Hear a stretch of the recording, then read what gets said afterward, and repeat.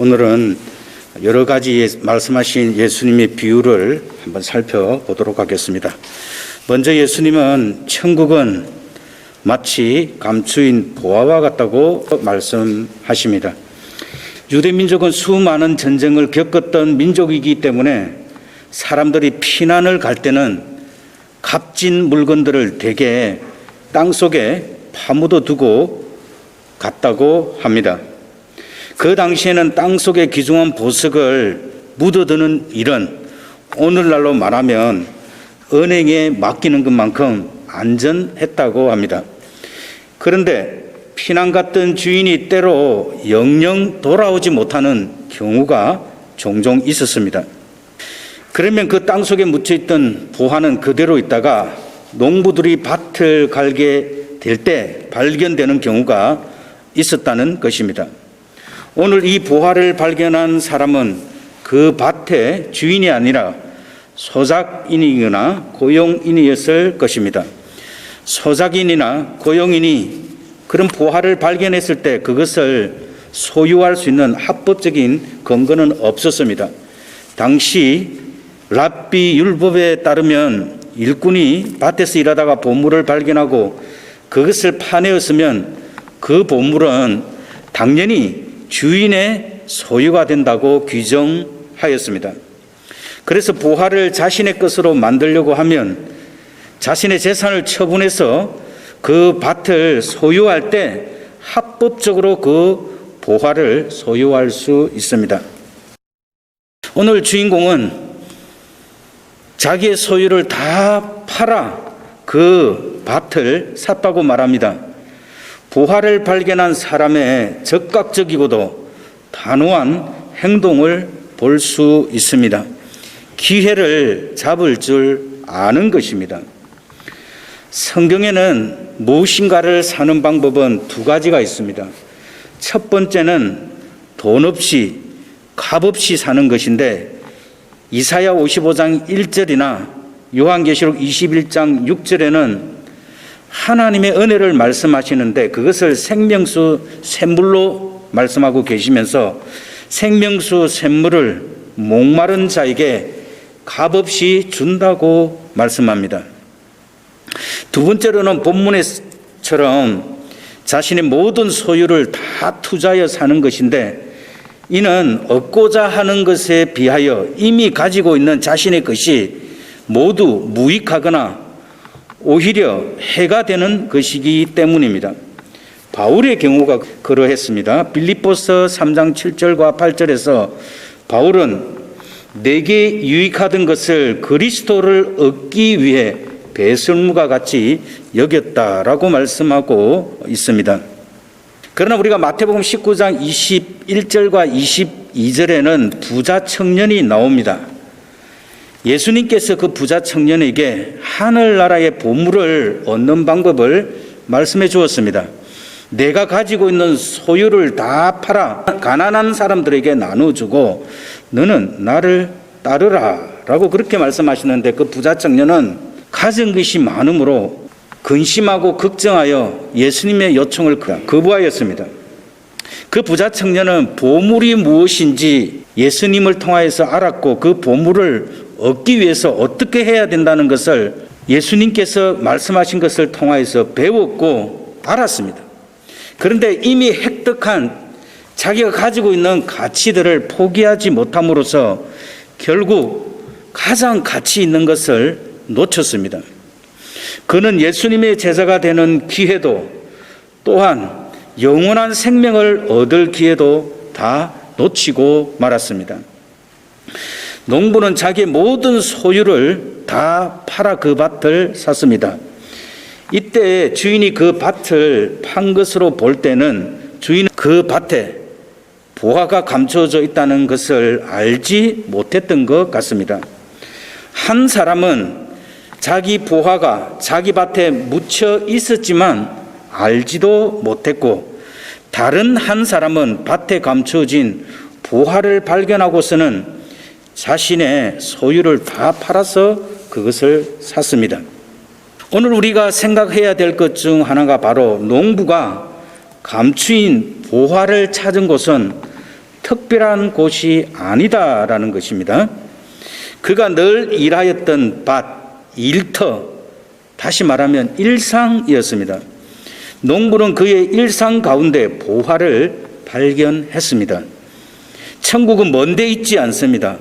감추인 보화는 다른 곳에 있지 않습니다. 우리의 일상 가운데 있습니다. 우리의 일상이 보화가 숨쉬는 곳입니다. 우리의 일터, 우리의 가정, 우리가 드리는 이 예배 공동체, 우리의 삶 한가운데 보화가 감춰져 있다라는 것입니다. 베드로를 비롯한 또 다른 몇몇 제자들은 그들의 일터인 갈릴리 호수에서 일을 하고 있다가 주님의 부름을 받았습니다. 세리마태는 세관에서 일을 하였고 나다나엘은 무화과 나무 아래서 늘 기도하고 있었습니다. 예수님은 그들의 일상의 삶 가운데로 찾아오셨다라는 이야기입니다. 가룟 유다는 늘 주님과 함께하는 삶이었지만 천국의 보화이신 예수님을 은삼식과 바꾸는 어리석은 배신자가 되었습니다. 빌라도는 그의 일상이었던 그의 법정에서 예수님을 보았으나 보화이신 예수님은 알아보지 못하였습니다. 밭에 감추인 보화를 발견하게 된 농부는 그 밭을 사기 위해 자신이 평생 동안 피와 땀을 흘리며 모았던 재산 전부를 처분하여 그 밭을 샀습니다. 왜냐하면 자기가 가지고 있었던 모든 소유의 가치보다 밭에 감추인 보화가 훨씬 더 값진 것이었기 때문이었습니다. 천국의 보화를 발견한 사람은 땅에 가치 있는 것을 기꺼이 팔아 천국의 보화를 살 수밖에 없음을 말하고 있습니다. 사도 바울은 예수님을 만나기 전 땅의 것을 많이 가지고 있었던 사람입니다. 그의 이력은 참으로 화려하였습니다. 난지 8일 만에 할례를 받았고 이스라엘의 초대 왕 사울 왕을 배출해낸 베냐민 지파였습니다. 또 율법의 의로는 흠이 없을 정도로 인정받는 바리새인이었고 당대 최고의 가말리엘 학파 출신이었고 이스라엘의 권력의 핵심이었던 사내들인 공회의 회원이기도 했습니다. 바울은 아주 성공한 사람이었습니다. 그러나 그는 율법에 열심히 있었기에 당시 예수 그리스도를 믿는 사람들을 심하게 핍박하였는데 그 그리스도인들을 예루살렘으로 잡아오기 위해 가는 중 다메섹에서 예수님이 찾아오셨습니다. 햇빛보다 더 찬란한 빛으로 찾아오신 예수님을 바울은 그 빛 가운데 보화이신 예수님을 발견하였습니다. 그 이후 바울의 인생은 천국의 보화인 예수님을 증거하는 정인의 삶으로 바뀌었고 그의 생애 전체를 그 보화를 위해서만 살았습니다. 오늘 밭에 감추인 보화의 그 비유의 핵심이 여기에 있습니다. 예수를 믿었습니까? 그러면 참된 보화의 가치가 있는 그 숨겨져 있는 천국을 위해서 우리의 삶을 투자해야 한다는 것입니다. 이것이 바로 소위 말하는 알짜배기 투자인 것이고 성공한 인생이 된다라는 것입니다.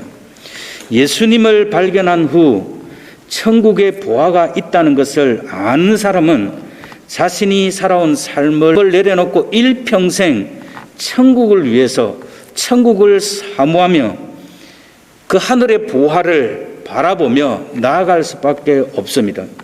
오늘 예수님이 말씀하시는 천국을 절대적인 가치를 두고 있다는 말입니다. 다시 말하면 이 땅에 있는 귀중한 것들이 상대적인 가치이기 때문에 그 절대적인 것을 얻기 위해서 자신의 소유를 다 팔아 살 수밖에 없는 것임을 말씀합니다. 그만큼 절대적인 가치가 있고 귀한 곳이 천국입니다.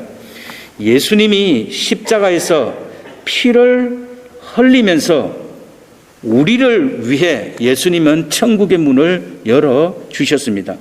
예수님이 생명을 걸었듯이 우리도 생명을 걸고 천국을 사야 한다는 말입니다.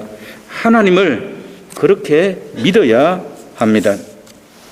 두 번째로는 예수님께서 오늘 본문에서는 좋은 진주에 대한 이야기를 하셨습니다. 진주는 그 당시 페르시아 망과 인도양 등지에서 채취한 것이 가장 고가품으로 여겨졌습니다. 그 당시만 해도 부자가 아니고서는 이 지역들에서 진주를 구입하기가 어려웠다고 합니다.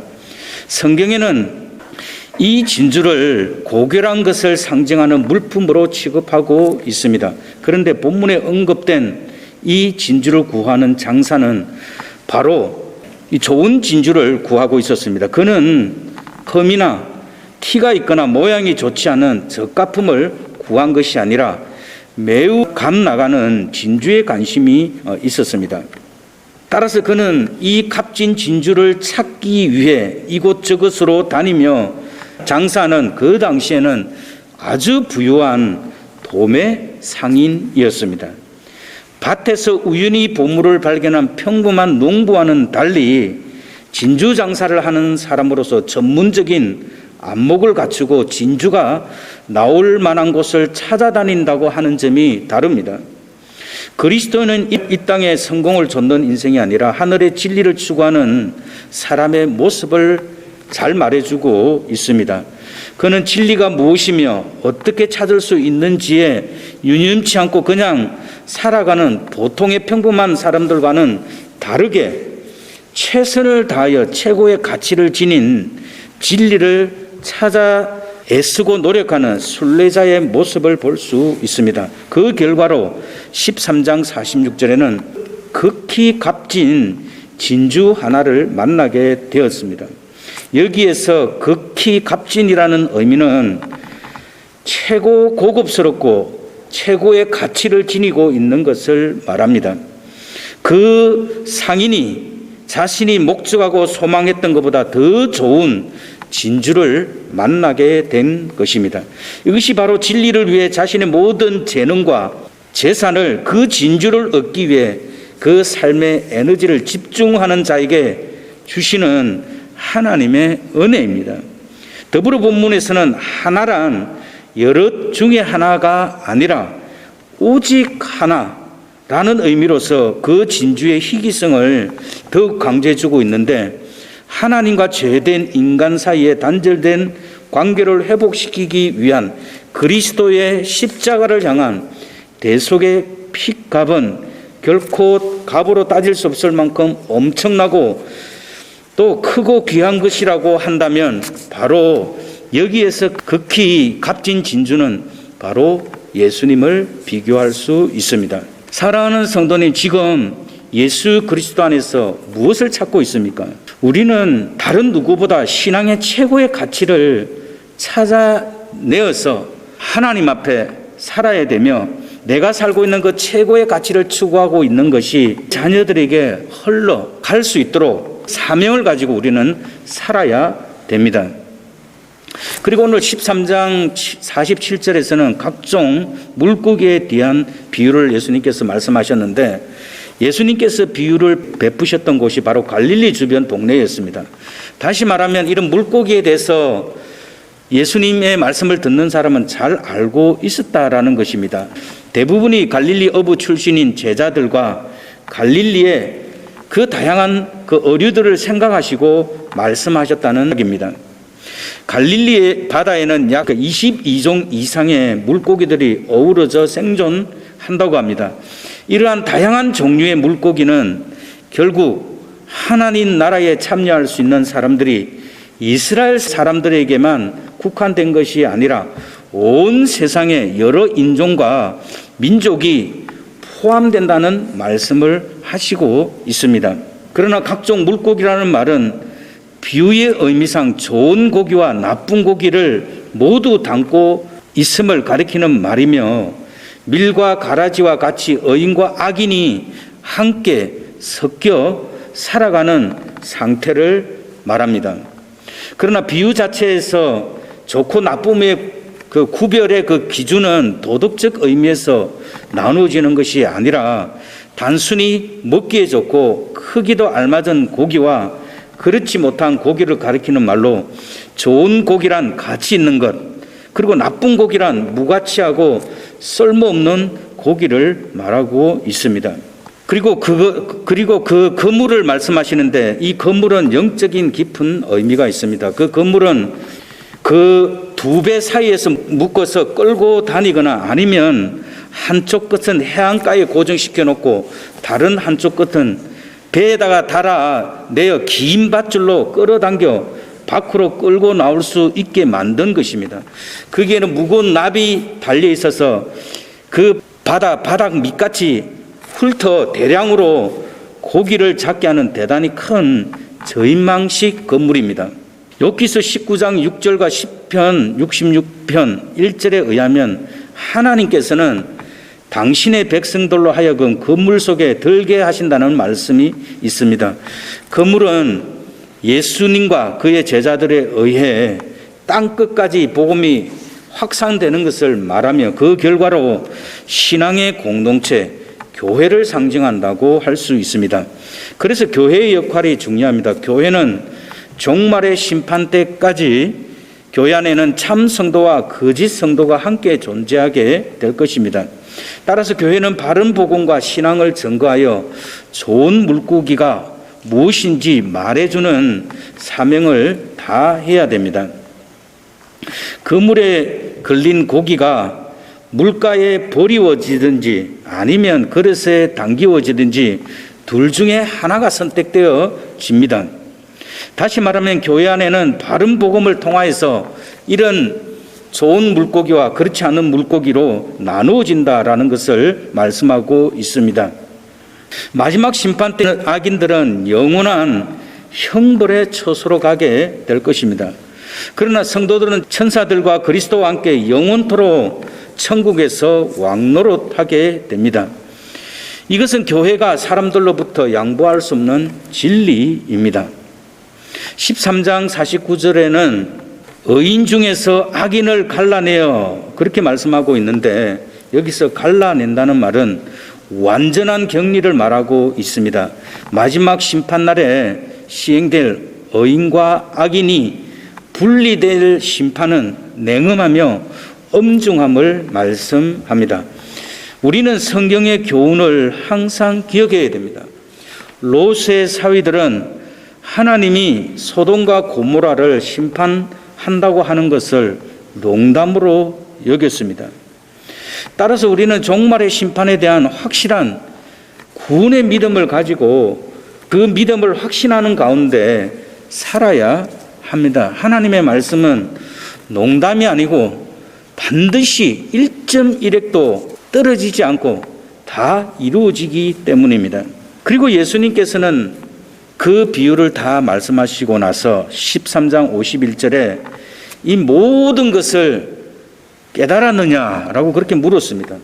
다시 말하면 내가 말한 이 모든 것을 영적 이 모든 의미들을 이해력을 가지고 너희들 마음속에 다 이해가 됐느냐 그런 말씀입니다. 이와 같은 예수님의 말씀은 비유 설명을 요구하였던 제자들의 그 의문이 깨끗하게 잘 해소시켜 주었다는 것을 예수님께서 재차 강조하고 있는 것입니다. 우리는 하나님께서 주신 이 모든 말씀들을 오늘 이 모든 것을 깨달았느냐, 천국과 지옥이 확실히 있고 믿는 자와 믿지 않는 자가 마지막 때 확실히 분리된다라는 것을 우리가 확실히 알고 있느냐라고 우리에게 예수님은 반문하고 계십니다. 따라서 하나님의 진리의 말씀에 대해서 우리는 항상 그렇다고 아멘이라고 대답할 수 있어야 한다라는 것입니다. 제자들의 대답은 그 주님의 말씀을 듣고 그들은 스스로 확신하며 강한 자부심을 따라서 그렇다라고 대답했습니다. 자, 그러면 여기서 이제 모든 이야기가 다 끝나야 맞는데 예수님께서는 아주 중요한 13장 52절의 말씀을 더해 주셨습니다. 그 말씀을 보면 천국의 제자된 서기관마다 새것과 옛것 그 곳간에서 나오는 집주인과 같으니라고 한마디를 더 하셨습니다.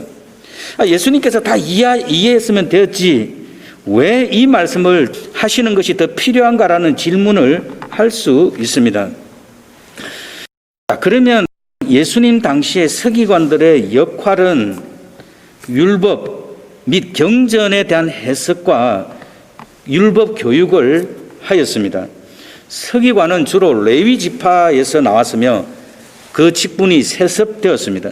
왕정 시대에는 국가 중요 문서를 기록하고 정리하며 보관하는 왕의 비서로서 또는 공정인으로서 성전 창고지기로서 징병관 등의 임무를 수행했습니다.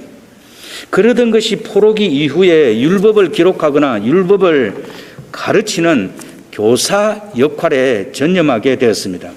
이는 포로기를 거치면서 서기관의 업무가 율법 중심에서 전문화되었기 때문입니다. 따라서 서기관들은 어렸을부터 집중적으로 교육을 받고 양육되었습니다. 그들은 가정에서 부모나 전문 교사를 통해 율법을 배웠는데 율법을 비롯한 각종 전성 사료들을 해석하는 법을 배웠고 거기에서 생겨지는 신앙의 수칙들 또는 재판 관련 법규 등을 학습하였다고 합니다. 그리고 그 후 자격을 인정받으면 탈미드 하캄이라고 보조교사라는 칭호를 먼저 받았습니다. 그리고 계속해서 수련을 쌓아 40세가 되면 안수를 받고 하캄 전 교사로서 진짜 이제 율법 교사가 되어서 정식으로 서기관 반열에 오르게 되었습니다. 이렇게 정식 서기관이 된 자는 율법을 해석하고 그 율법 속에 내려왔던 그 전성들을 해석하고 또 시대가 바뀌잖아요. 그러면 시대가 바뀌면 그것을 재해석하여 또 새로운 전성을 창출해내는 그런 종교적인 규약을 만들고 또 재판관의 일원으로서 민형사상의 그 재판에도 참여하는 등 명실상부하게 유대 최고의 지위를 누렸던 사람들입니다. 또한 이들이 만든 전성들은 율법 이상의 권위를 가지는 등 서기관의 그 권한은 실로 막강하였습니다. 따라서 신약 시대에 와서는 율법 교사로도 불리웠으며 대부분 바리새파에 속하였고 사내들인 공회의 핵심 인물이 되었습니다. 이들은 철저하게 어렸을 때부터 신앙 교육을 받았고 또 유대 사회에서는 존경받는 그런 사람들이었습니다. 그런데 오늘 예수님께서는 새로운 서기관의 시대가 온 것을 말씀하고 있습니다. 새로운 서기관의 시대가 온 것을 말씀하고 있는데 바로 천국의 제자된 서기관이라는 새로운 직책을 말씀하셨습니다.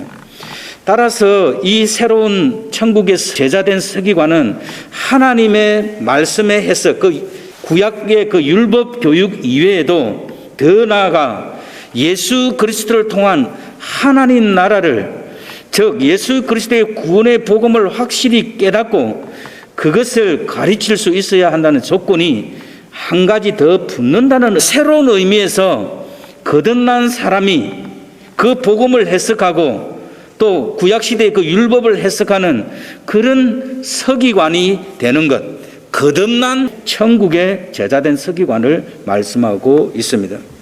모세의 율법의 제자된 유대 서기관과는 질적으로 다른 천국 복음의 비밀을 깨닫고 거기에 합당한 생활을 하는 자로 예수 그리스도를 따르는 사람을 말합니다.